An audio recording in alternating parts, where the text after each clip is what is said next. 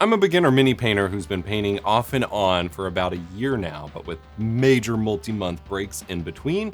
And here's like 10 things I wish I knew, or that someone had clearly told me better before I started mini painting. First up is to just slow down. Yes, you're gonna have a lot of minis to paint or that you wanna paint, and that's fine, but you'll get through them eventually. In theory, if you're really into the hobby, you're always gonna have minis to paint.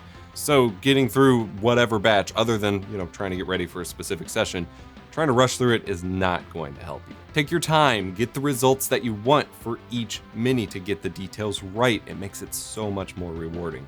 But also that means taking the time to let coats dry, coats of paint, washes, whatever.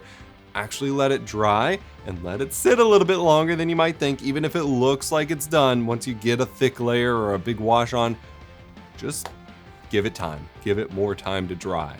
And you'll both see a better job of what is actually happening from your paint or your washes, and you'll make better decisions when it comes to adding more. Virtually everything I've wound up not liking about a paint job on a specific mini came down to just things that I rushed or didn't take enough time with. Number 2 is you are thinning your paints wrong. I watched a ton of videos that just basically said you want to thin out your paints with water, you want it to be super, basically just water and super thin and transparent or whatever. I think a lot of that is overblown, and it's really easy, but only once you know what you're supposed to look for. You're not painting with watercolor. Don't use so much water. Get a dropper thing, put a blob of paint on your wet palette, put a drop of water spaced out next to it, and just grab some water, grab some paint, and mix it up until it's springy. I'll show on camera what it looks like when it's springy. You gotta feel it out to see when it's actually springy and not when it's just paint runny in water. You do not want runny paints most of the time unless you're doing like a glaze or a wash. As a 2.5 sub point or whatever, go binge watch brushstroke painting guides. It is a YouTube channel that somehow I spent the entire year plus of research that I was doing and videos I was watching for this hobby, never encountered their channel until recently. And this dude has some of the best theory and like practical application of how to take care of your brush, how to get the right thinness of your paint and all these things, and actually showing what it looks like. Has the best videos on that of anyone I've seen on YouTube. So link in the description. I wish I would have started with his channel. It just made so many things that I didn't necessarily get when everyone else was rattling off click into place once I watched his explanations of the theory. Number 3 is to just stop washing the whole mini. No, I'm not talking about literally washing them. Rinse or wash your mini if they're metal or if they came off of sprues, as they're gonna have release agents that you're gonna wanna get off there, and it'll make easier, the prime sticking a lot easier. I'm talking about, paint washes. You don't need a wash over the entire surface of the mini. Yeah, it's cool. It's super easy to feel like you're getting a nice gritty texture and to feel like you're more skilled than you are. And that's fine just starting out. But when it comes to like everything about mini painting is about control. I mean, that's true of any art. Controlling the details, doing things exactly where you want them, and just putting a big wash over everything doesn't really achieve that. The big problem I ran into is that I was shadow washing everything, and I might have varied up the color a little bit, but I was ultimately still just putting a dark grit over everything, which is great for the grim, dark, gritty texture. It is D&D, whatever, but I kept running into the issue of my colors not popping enough. I wanted bright, cartoony kind of colors because that's in my style, and I was not able to achieve that whenever I was just covering everything basically in a black wash. It doesn't really help. You want to be more controlled and targeted with where you wash. Also, hold your mini to let gravity hold the wash in the crevices instead of letting it pour back out over the mini. Like if I grab the spider guy right here, I want a bunch of dark wash in the underneath his legs and body and all of that.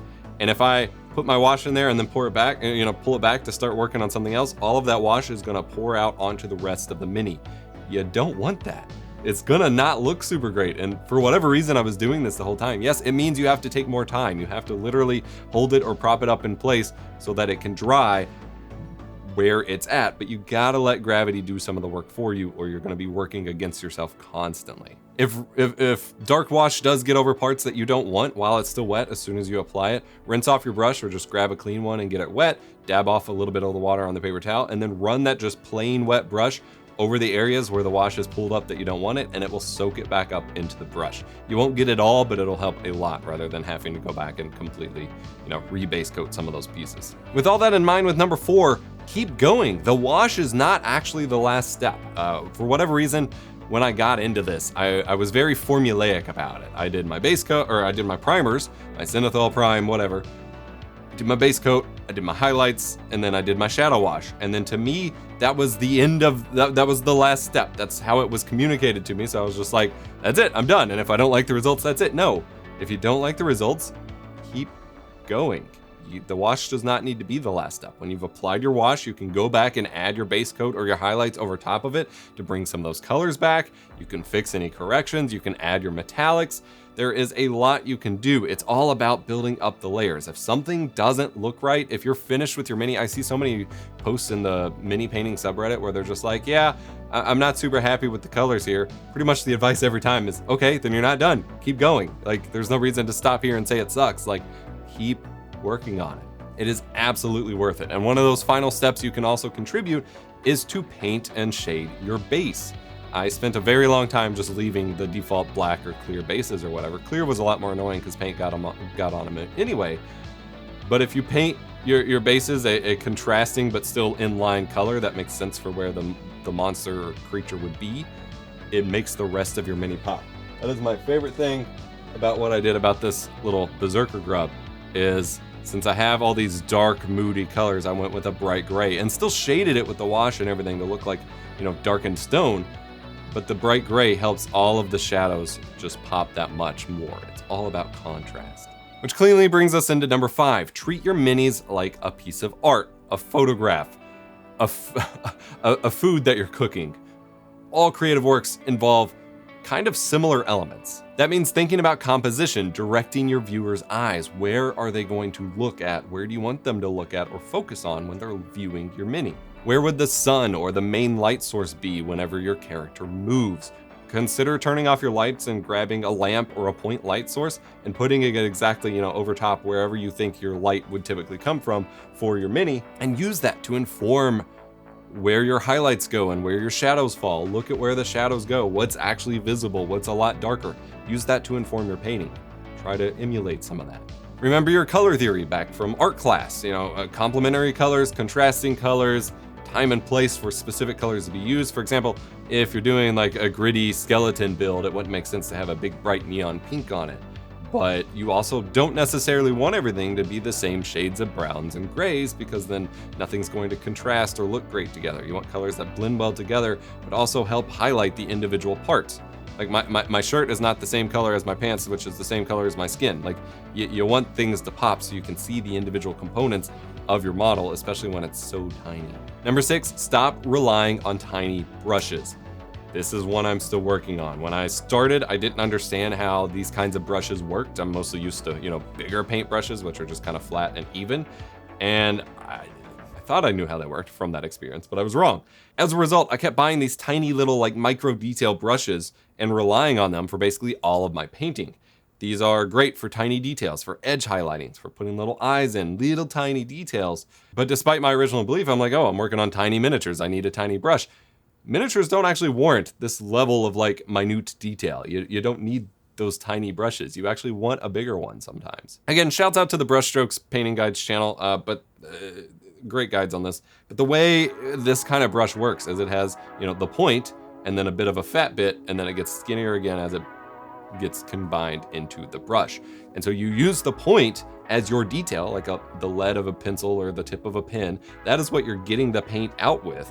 But that fat bit is where the paint is absorbed into. And so it's actually more difficult to work with the tiny detail brushes because they don't have any room to absorb that paint. Whereas if you get a bigger brush that can absorb paint, but a fine point that you maintain, then you can still do small detail work or paint small minis, but you have a lot easier of a time doing it. The paint will flow out of the brush like ink out of a pen. It's pretty neat. And rather than just using all of like the little tiny detail brush, which actually can cause it to fray, doesn't give you as much control, by using, you know, careful technique and loading up your brush with paint this way, you actually have a lot more control over getting those finer details than you otherwise would. Also, the brush fibers, whether you're using organic or synthetic, will want to reform that point as long as you can coax it. So after you rinse your brush and whenever you clean it or whatever, give it a little twist on your drying rag to get it to reform that point, and you're gonna maintain your brush for a lot longer. Obviously, take care of your brushes as well. Clean them, use brush soap, all that jazz. Again, remember, the painting process is all about control. You want 100% control of where that point comes from. Number 7, store your paints vertically. I have myself an acrylic paint rack for now, but I did not always have that. I used to just kind of toss them in a box or in a drawer, and they'd be on their side or upside down or whatever, and just pull them out when I use them because I hadn't made like a dedicated space in my studio for this. They can clog, they can leak, they can fill up the cap and get all sticky, and they can even explode. I had one of my new metallic paints that I ordered. I put straight on my rack. Well, I think it's stored in a box for a little bit and then went straight on my rack. I hadn't even used it yet. I opened it up, went to squeeze some out, and the entire tip of the lid just exploded outwards. And so I lost a bunch of paint, and I now can't really use the jar in the correct way for something that was brand new to me, but because I had it stored on its side for so long. I will have this paint rack linked below, but keep in mind, the acrylic one specifically, you have to peel the protective film off of both sides of the acrylic. It is a pain in the ass to do, and it absolutely murdered my fingers, but it's pretty neat setup, I guess. Wet palettes will not keep your paint for longer than a day. I was incredibly stoked when I was introduced to the concept of wet palettes, specifically for mini painting, and I had been convinced through the videos that I watched that they would keep your paint for a very long time, so to speak. I assumed that meant, okay, I'm gonna pour out, you know, just a little blob of paint, and I'm not even gonna use this whole blob in one paint session. So that means I get to keep it for days and days and days, right? No. The moisture seep, even with obviously your protective parchment paper kind of film, the moisture will seep up into the paint and make it watery, or it will get dried out, or some combination of both where it separates and stuff. Every once in a while I can get away with a second day. If I'm painting like at night and then I come back earlier the next day, I can sort of get away with the second day. It depends on the paint. Like white weirdly dries up the quickest. Big metallic or like really saturated blues tend to separate and get watery really easily. It keeps your paint moist and ready to go while you're painting in the moment, but beyond that painting session, don't expect much. That also means don't pour out too much paint at once because you can't really get it back. Number 9, store your minis safely. This one seems obvious, but I never really did that. I've casually collected minis for like 20 years now, just on a super casual level over the years as I was in and out of D&D interest, and I've dealt with missing minis, broken details or parts, the droopy swords and spears issue, broken tips, all from just lazy storage, and I didn't really care that much before, but it's way, way worse to pull out a mini and find pieces broken off or details chipped from it when you've put in the hours to paint it yourself, and even worse when you put in the hours and the mess and cleanup to 3D print it yourself, especially with how messy resin is and stuff. I had that happen with a couple of my player characters for a new campaign I'm running. I printed them off and painted them for a one-shot, and then just kind of threw them in a box with some other minis and went to pull them out whenever we started a new campaign with those same characters. Stuff broken off, very heartbreaking for something I put so much time into that I didn't think was a big deal at first. Minis can be super fragile, and the home printed resin ones even more so. My solution is these like 2 or 3, I think, inch shallow containers that I just stack them with enough space around each other and just carefully store them. There are people who use them with magnet sheets and put magnets up in the bases for them, but none of mine have holes in the bases or big enough holes in the bases to put magnets in, so I wound up not doing the magnet method. I just keep them in there and then move them carefully, and thus far it's okay, but I'm still looking for a slightly better solution. Number 10 is to keep collecting paints. This one might seem obvious, but it's a lot easier to jump on an impulse buy of some cool new minis, I say, as I have like a whole stack of new minis that I just ordered on impulse that I didn't need to buy, but it's hard to get the colors that you want to paint a mini or to get the right aesthetic or whatever when you literally don't have enough color variety or shade variety in your paints. Making sure you have a bigger paint collection is almost always more important than a bigger miniature collection, especially when I start watching like recipe videos for paint guides and it's all of these different colors that I just don't even begin to have, and I'm like, oh, I can't do that. Paints are pretty cheap for one-off bottles, but to build a big collection, it's gonna cost a lot of money. So building that up slowly over time, just like with your miniatures, is pretty nice. Perhaps instead of impulse buying a couple new minis that are completely random and you're not really all that attached to, and then committing to spending hours and hours painting these minis you don't really care about, perhaps pick up a couple new colors that might help your fill out your repertoire of what you can actually paint on the minis that you already have on your to-do list and your backlog that you're not done with yet. Pick up some weird ones, pick up some duplicates, pick up some shades that might help you blend better. It's worth it. Bonus tips. Got a couple little bonus ones here. Mistakes are fine. It is almost impossible to mess up a mini because you can always go back and just clean it up. If your lines aren't even, go back and just take your base color and make the lines look better. No one gets perfect lines every time on every mini. Like, you can just patch it up and clean it up, and you can just repaint until it is the way that you want. I see so many people posting pictures and are just like, man, this was just too sloppy. I wish I had done a better job. And the resounding response is, so go back and do a better job. You can still do it. Absolutely you can. At the same time, don't stress too much about how bad your supposed first paint jobs are. Like, as long as it's done and it's usable for a table, move on to another mini. Like, once you are done and like because you're gonna learn as you paint more minis. So once you've done it to the extent that you don't like really feel like you can add anymore without starting over, just move on to another mini. You're gonna paint a lot of minis if you stick with this. And so it's fine if the first couple don't look great. You're just gonna keep painting, you're just gonna keep doing new ones, and you're gonna get better over time. If you keep fixating too much on fixing the first one, you're never really gonna move on to like new circumstances and build up those new skills. Hope you enjoyed. Like I said, this was just advice I wish I had been given because it would have made my life a lot easier when it came to mini painting. And hopefully, since, like I said, I spent like a year doing research for this before I jumped in, and I still felt like I was not given enough good advice here. Hopefully this helps some of you get what you need from the hobby. I have a video on some D&D crafts I've done recently, as well as my original video when I first got obsessed with D&D mini painting. I have more mini painting stuff coming soon. Be sure to subscribe and remember to be kind. Rewind.